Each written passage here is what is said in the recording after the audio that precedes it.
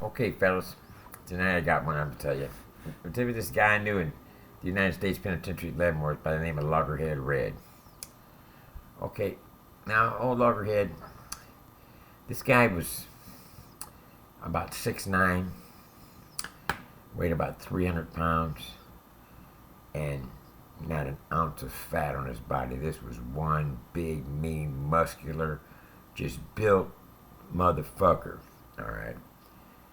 And he thought he was a girl. That's Red thought he was a girl. He had a bald head, big old red brush like this. It looked just like a straight gangster.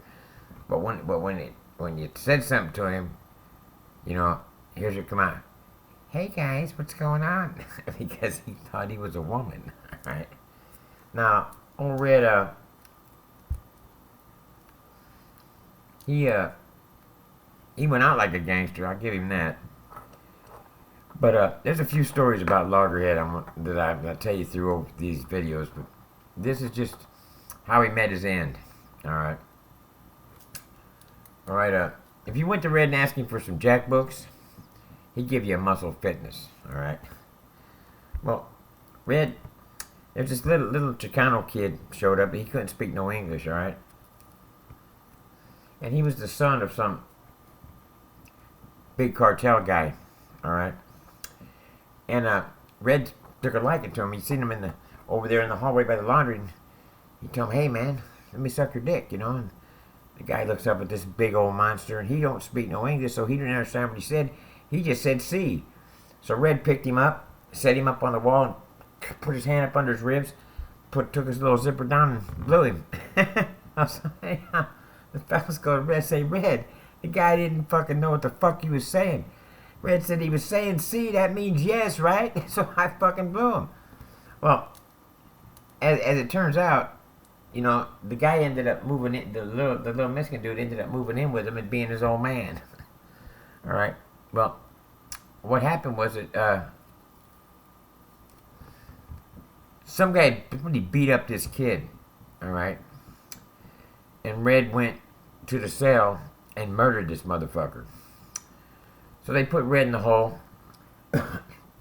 And, Red was a dangerous guy, all right? And they knew it. So when it came time for him to start his trial, they brought a helicopter. They locked us down. They brought a helicopter in that landed in the yard and put Red on the helicopter to take him to court.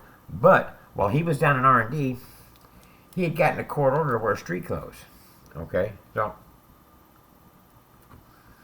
So Red, the box of street clothes was sitting in R&D, and when Red was down in the holding cell, he tells the cop, "Hey, I got a quarter of street clothes. You guys got my street clothes up there?" So the box was like, "Oh yeah, they're right here, Red." So they open the box and they go, "Oh hell no, man!" And he goes, "I got a quarter of street clothes, damn it. That's what I wear on the street. Now give me my damn clothes." And the lieutenant says, "He's got a court order. Let him have it." This is what it is. It's a mini skirt, pantyhose, some pumps, and a halter top. And this is a big, mean, gangster-looking motherfucking dude dressed up like a broad in a miniskirt, right?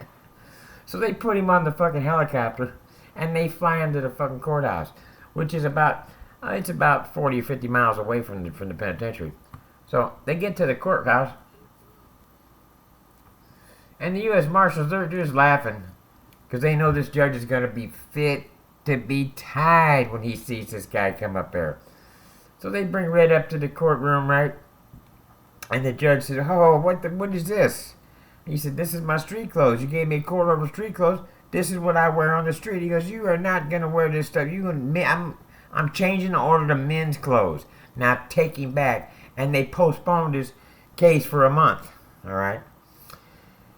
So Red, they went up to put him on the helicopter, and the helicopter was broke down.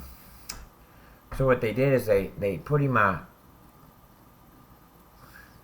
in a car with 3 U.S. Marshals, 2 in the front, 1 in the back with Red.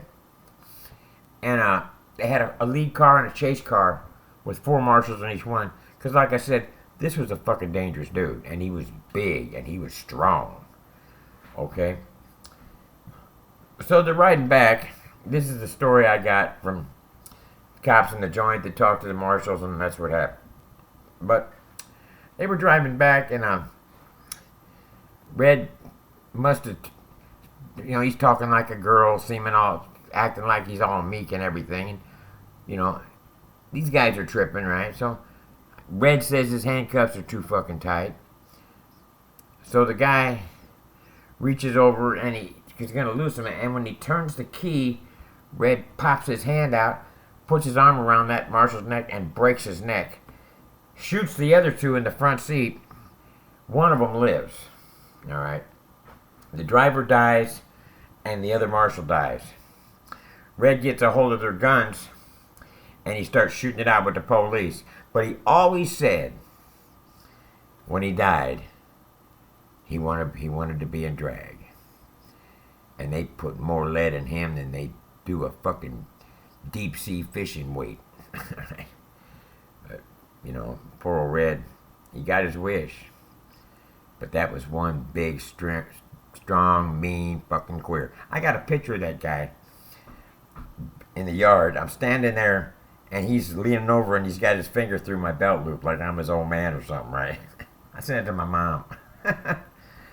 Anyway, folks, that's the story of Loggerhead Red. But there's more about Loggerhead Red that I'll tell you down the road.